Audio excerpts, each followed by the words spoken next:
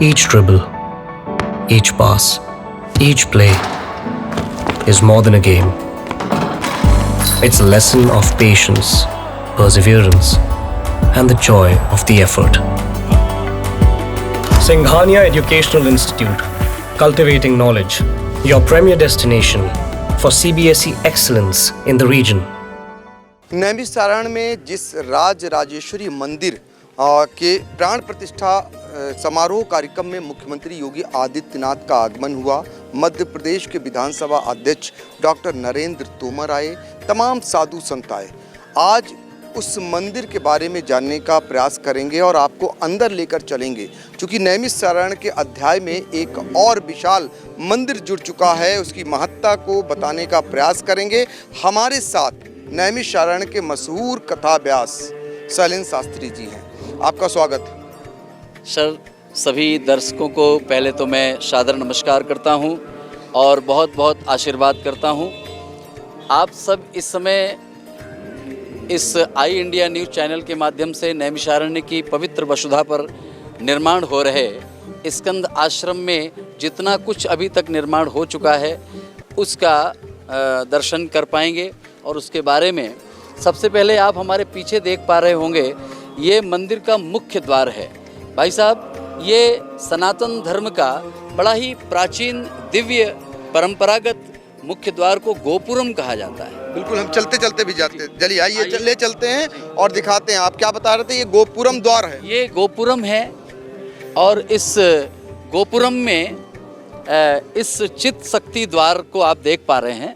ये चित्त शक्ति द्वार, ये चित्त शक्ति द्वार का ही आज उद्घाटन हम सब ने अपने पूज्य सद्गुरु स्वामी जी हीरापुर वाले षण्मुखानंद पुरी जी महाराज जी के पावन सन्निधि में हमने उनको निवेदन किया कि आप भी संत शिरोमणि हैं और उत्तर प्रदेश का इस समय आपके पास बड़ा सुंदर दिव्य सेवा कार्य भी है, तो इसलिए हमारे सबके भक्त मंडल के निवेदन पर और मध्य प्रदेश के हमारे जो विधानसभा अध्यक्ष नरेंद्र सिंह जी तोमर जी, वो स्वामी जी के शिष्य हैं, उनके निवेदन पर हमारे यशस्वी मुख्यमंत्री माननीय योगी आदित्यनाथ जी इस मंदिर में आए। बिल्कुल आए। अब ये मंदिर, इसकी तरह सा इसका गेट इतना विशाल का गेट, ये अद्भुत गेट है और ये अद्भुत द्वार ये इंदौर से बन करके आया है। इसका निर्माण इंदौर में हुआ और ये 15 फुट 10 इंच का ऊंचाई वाला और 10 फुट 5 इंच की चौड़ाई वाला गेट है, दरवाज़ा है, जो मंदिर का मुख्य द्वार है।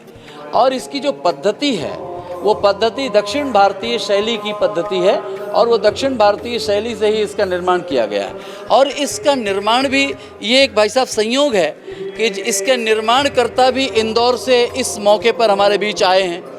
ये भाई साहब हैं जिन्होंने इस दरवाजे का, इस मुख्य द्वार का और अंदर के गोपुरम का भी निर्माण कार्य। क्या शुभ नाम है? अमित शर्मा। कैसे बनाया, इतना भव्यता कैसे दी? बस स्वामी जी की दिव्य शक्ति से सारा काम हुआ है, वरना पॉसिबल नहीं था 15 दिन में डोर बनाना। 15 दिन में दरवाजे बनाना पॉसिबल नहीं था। कहीं और भी इतनी ऊंचाई का द्वार है? कभी लाइफ में इतना बड़ा दरवाजा ना देखा है ना बनाया है। तो देखिए, इन्होंने कहा कि 15 दिन में इतना बड़ा दरवाज़ा बना दिया। पहला ऐसा द्वार कहीं और नहीं होगा जैसा द्वार नैमिष के इस मंदिर में बनाया है। आगे और थोड़ा सा बताइएगा। जी भाई साहब, ये जो मुख्य द्वार जिससे हम लोगों ने प्रवेश किया, ये बड़ा अद्भुत है।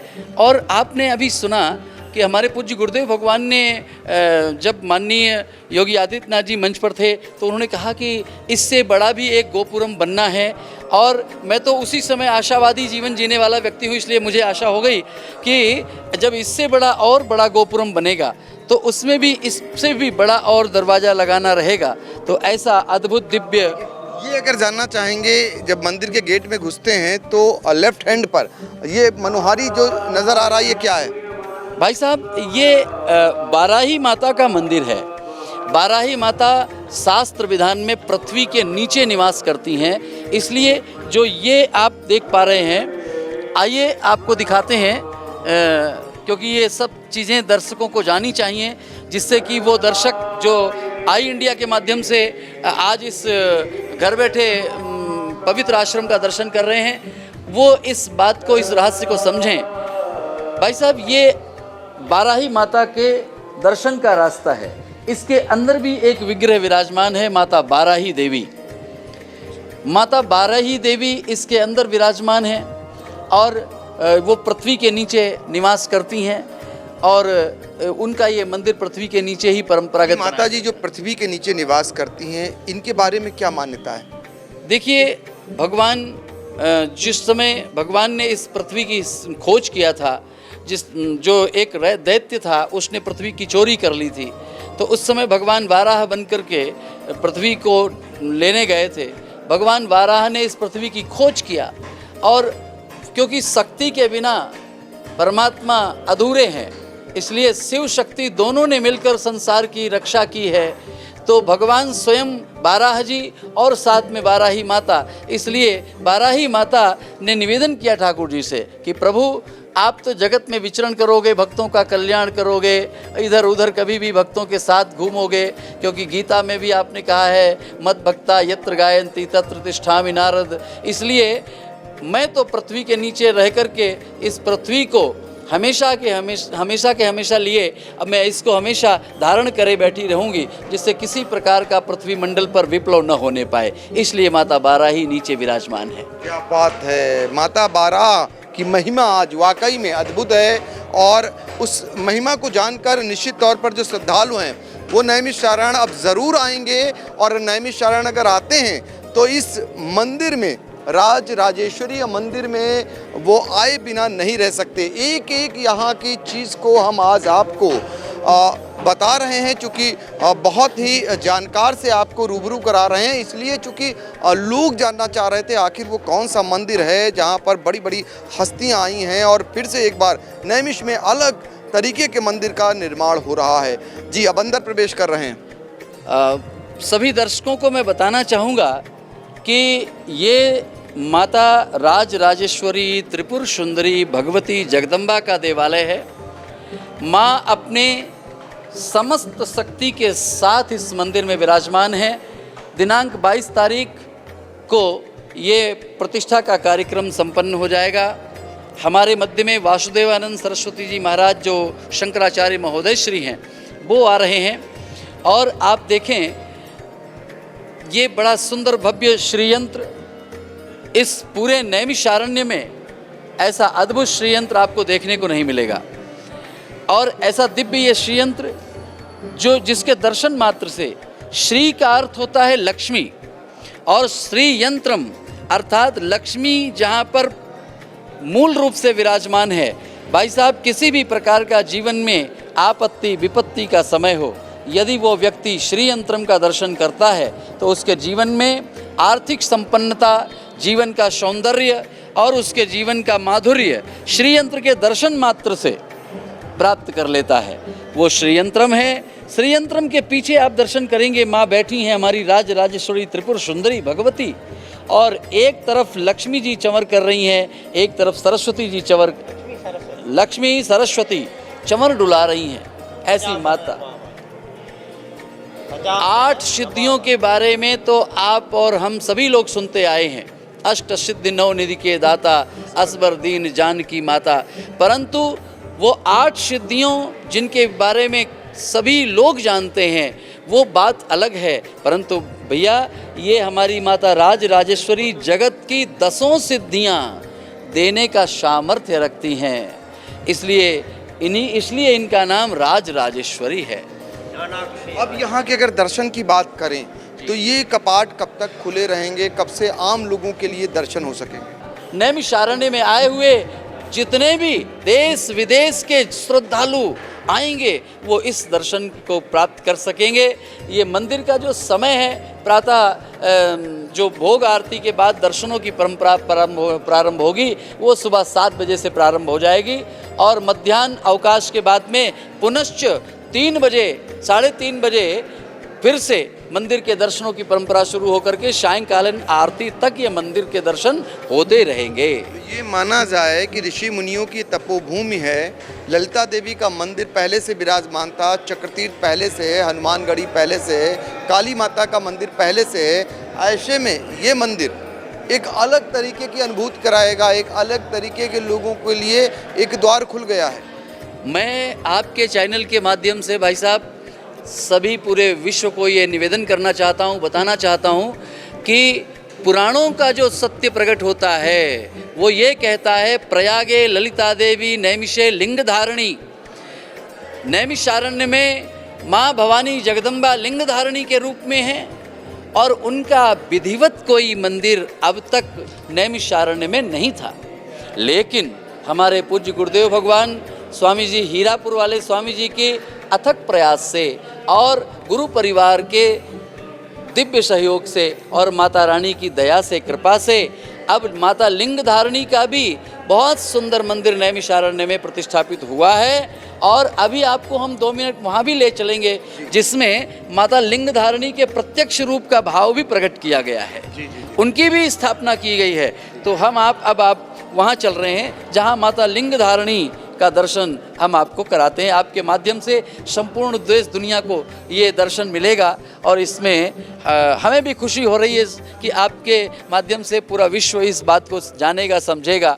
और नैमिषारण्य में आकर के अब तक जो अपूर्ण दर्शन रह जाता था, किन्हीं कारणों से अपूर्ण दर्शन रह जाता था, लोग आते थे ललिता देवी का दर्शन करते, चक्रतीर्थ में स्नान करते, गोमती जी में स्नान करते, महर्षि व्यास जी से मिलते, सूत गद्दी पे सूत जी के पास जाते और नैमिषारण्य में कुछ और नए नूतन मंदिर भी बन चुके हैं, उनके दर्शन करते। दूसरी तरफ हम जो देख पा रहे हैं ये गुरु परंपरा है, हमारे स्वामी जी की ये गुरु परंपरा है।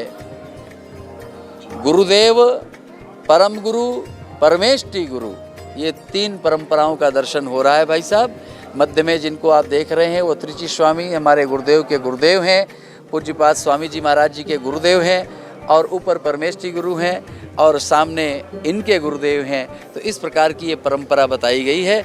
आइए हम आपको, गुरु का सर्वोच्च स्थान होता है जी। कहा भी गया है, गुरु गोविंद दोऊ कड़े काके लागों पाए।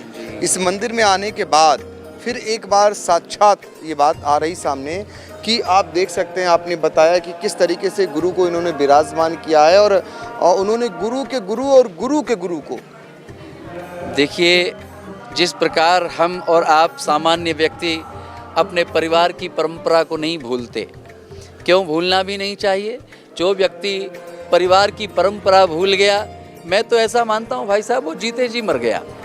उसी प्रकार ये गुरु परंपरा है, गुरु परंपरा को भी नहीं भूलना चाहिए क्योंकि बड़ों के आशीर्वाद से ही तरक्की होती है। अब ये सब हमारी गुरु परंपरा है, पूज्य स्वामी जी महाराज के गुरु से तरक्की मिली जी। ये हम देख पा रहे हैं इसके बगल में जी। ये जो परंपरा आप दिखाए, ये मंदिर जो है, ये मंदिर अति प्राचीन है जो दक्षिण भारत की पूजा पद्धति के अंतर्गत आता है। उससे संबंधित ये मंदिर बनाया गया है क्योंकि माता ललित जो लिंग धारणी माँ हैं उनके और गुरु परिवार के मध्य में, गुरु परंपरा के मध्य में ये मंदिर स्थापित होना चाहिए, इसलिए ऐसा किया गया है और अत्यंत गोपनीय रहस्यमयी है। इसकी एक परिक्रमा जीवन को बड़ा फल प्रदान करती है। अब हम पहुँचे हैं, एक और मंदिर देख रहे हैं आपको जिसमें देवियों के स्थान हैं। ये इसकी अगर महत्ता जाने, इसकी अगर महिमा जाने, ये सभी दर्शकों को हम दिखाना चाहेंगे कि ये हमारी माँ लिंग धारणी, जैसा कि हमने अभी आपके बीच कहा था, प्रयागे ललिता देवी नैमिषे लिंग धारणी, ये लिंग धारणी माँ है। इसका बड़ा आदि इतिहास जानने के लिए मैं तो सभी दर्शकों को निवेदन करूंगा कि एक बार आप हमारे इस स्कंद आश्रम में आइए, पूज्य गुरुदेव भगवान की सन्निधि में आप भी अपना समय व्यतीत करिए और इस रहस्यमयी विग्रह का जो ऐतिहासिक रहस्य है उससे आप अवगत होइए और अपने कुछ वो अध्यात्म के इतिहास को आप समझने का अवसर प्राप्त करेंगे गुरुदेव के सानिध्य में जो इस विग्रह से संबंधित है। मैं इन्हीं शब्दों के साथ आपको भी बहुत धन्यवाद देता हूँ, सभी दर्शकों को धन्यवाद देता हूँ कि मैं शैलेंद्र शास्त्री कुछ इस आश्रम के बारे में आपको बता पाया और आपने मुझे ये अवसर दिया, उसके लिए धन्यवाद। तो देखिए, आपने शैलेंद्र शास्त्री को सुना। इस मंदिर के बारे में बहुत सारे लोगों को जिज्ञासाएं थीं कि आखिर जो नैमिषारण्य में एक बड़ा विशाल मंदिर बन रहा है, राजराजेश्वरी माता का मंदिर, उसकी महत्ता क्या है, उसके बारे में क्या खास है, इसके बारे में बता रहे थे और एक एक कर आपको उस मनोहारी दृश्य को भी दिखाने का काम किया। और आप देख सकते हैं मेरे ठीक पीछे ये जो मंदिर बनाया गया है ये अद्भुत है। और नैमिषारण्य के मंदिरों में एक ऐसा मंदिर और जुड़ गया है जो श्रद्धालु हैं वो पूरे भारत ही नहीं पूरे विश्व के अब इस मंदिर आएंगे।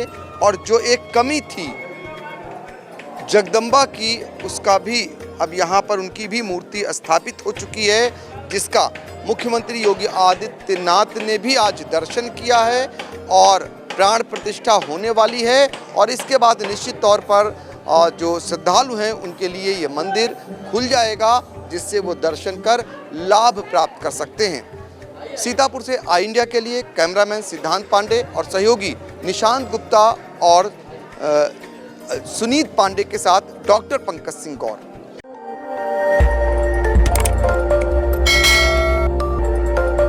खबर आपकी, नजर हमारी।